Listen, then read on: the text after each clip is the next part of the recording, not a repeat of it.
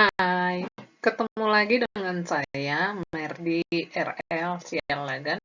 Dalam topik kita kali ini adalah mengenai profesi pekerjaan dalam meningkatkan taraf hidup, di mana profesi pekerjaan yang dimaksud adalah merupakan kunci utama untuk seseorang bisa meningkatkan taraf hidupnya, di mana melalui profesi yang tepat itu, maka kita dapat memperoleh penghasilan yang maksimal dan mencapai kestabilan dalam keuangan dan juga mampu meningkatkan kualitas hidup secara keseluruhan.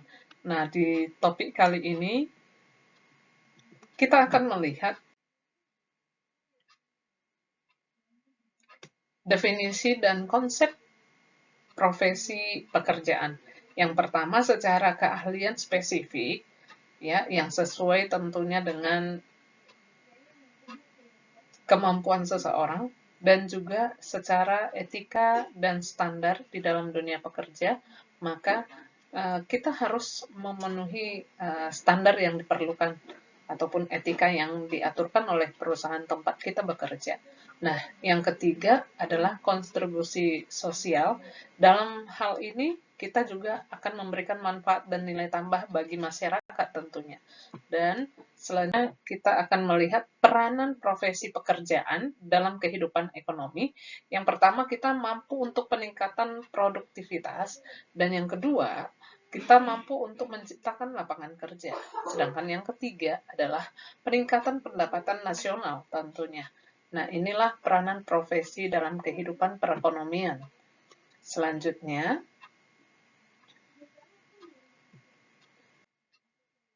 jenis-jenis pekerjaan yang menjanjikan di sini antara lain, yang pertama itu profesi kesehatan, yang kedua adalah teknologi informasi, dalam hal ini mencakup kejuruan TJKT, dan yang ketiga adalah bisnis dan kewirausahaan, mencakup jurusan MPLB dan akuntansi yang ada di kita, dan yang selanjutnya adalah pendidikan dan penelitian research. Dibutuhkan dalam profesi pekerjaan.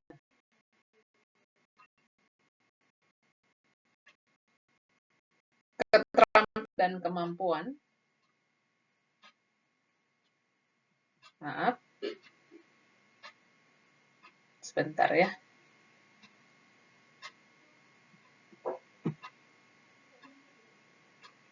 Dalam hal ini kita lihat dulu tantangan dan hambatan dalam memilih profesi pekerjaan. Yang pertama kita alami adalah persaingan yang sangat ketat di dunia bekerja. Yang kedua adalah kesenjangan keterampilan, di mana keterampilan yang dimiliki tidak memenuhi standar yang dibutuhkan oleh perusahaan ataupun industri. Dan yang ketiga adalah ketidakpastian perekonomian, di mana suatu kondisi ekonomi yang tidak menentu dan dapat mempengaruhi stabilitas pekerjaan tentunya. Dan yang keempat adalah teknologi baru, di mana perkembangan teknologi yang sangat cepat akan dapat menggeser posisi peranan manusia itu menjadi teknologi ataupun komputer, bahkan sekarang banyak digantikan oleh robot. Nah, bagi pengembangan profesi, ya, profesi pekerjaan, oke, strategi pengembangan profesi pekerjaan untuk meningkatkan taraf hidup itu yang pertama melalui pendidikan dan pelatihan, ya. Kalau kita bisa mencari salah satu BLK yang ada di Tangerang ya, di Cikokol ya. Nah, yang kedua itu melalui pengalaman pekerja. Jadi kalau bisa bekerja itu jangan loncat-loncat ya, ya bertahan hanya sebentar-sebentar itu nggak bisa.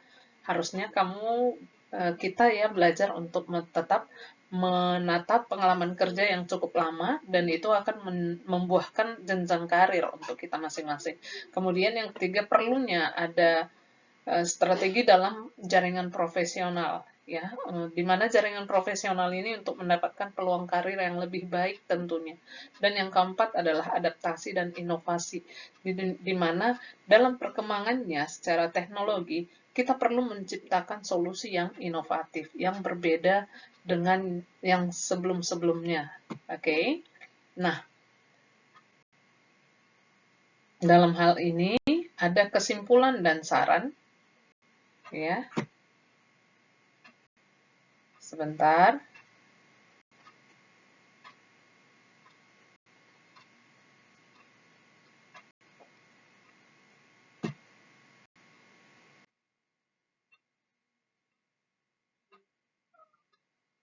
Oke.